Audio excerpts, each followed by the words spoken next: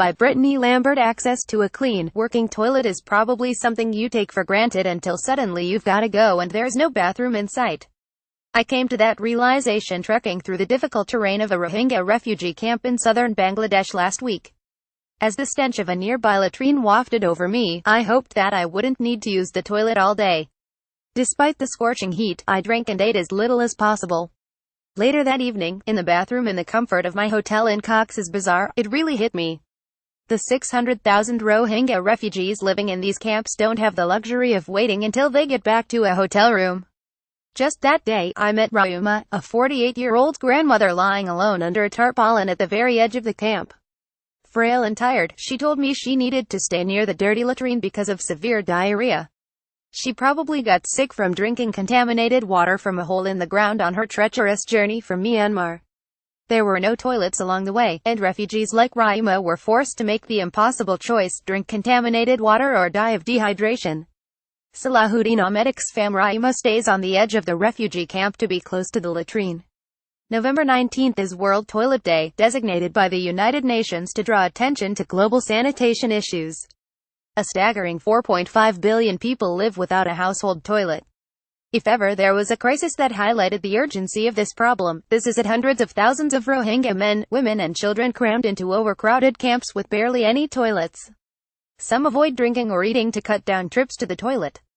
Others resort to open defecation, a recipe for disaster in an environment where so many people are already sick. In many areas of the camps, especially on the outskirts, there are no latrines in sight. The toilets that have been installed fill up quickly and become unusable. Though many humanitarian organizations on the ground are working tirelessly to address urgent needs, the infrastructure for emptying latrines is not yet in place. Even getting to these toilets is impossible for some. You have to navigate the steep, narrow, muddy footpaths connected by stairs chiseled into the clay hills, being careful not to slip on the precarious bamboo bridges perched over large mud puddles. On a dry day, it's a challenging hike. On a wet day, the risk of mudslides makes it downright dangerous. Tommy Trenchard Oxfam, a makeshift latrine in a Rohingya refugee camp in Bangladesh. I try to imagine myself walking down these daunting paths in the pitch black to use a foul-smelling, overflowing latrine, not knowing who I might meet along the way, or if my children will be safe alone in the tent. As a mother of 2 young girls, I simply can't.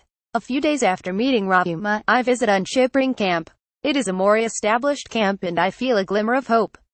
The conditions are still extremely difficult, but in the few months since the refugees arrived, humanitarian aid is already making a big difference.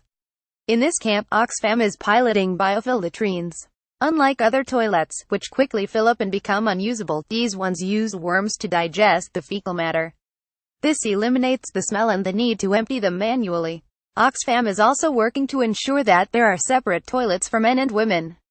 For Rohingya women and girls, that means using the toilet with dignity and addressing the privacy and safety concerns of sharing unlocked toilets with men. Gender-designated toilets allow women and girls to have privacy during menstruation and a safe place to use sanitary products. Studies suggest that ensuring women and girls have access to gender-designated toilets also reduces the risk of UAL violence. Salahuddin Ahmed Oxfam's biofill latrine in Unchipping refugee camp in Bangladesh. After my experience seeing this crisis firsthand, I will never take a toilet for granted again. The Rohingya sanitation crises can't wait any longer and we can make an immediate difference, starting with toilets. When you consider the Canadian government is matching donations to registered charities raising money for the Rohingya crisis until November 28, every dollar will have double the impact.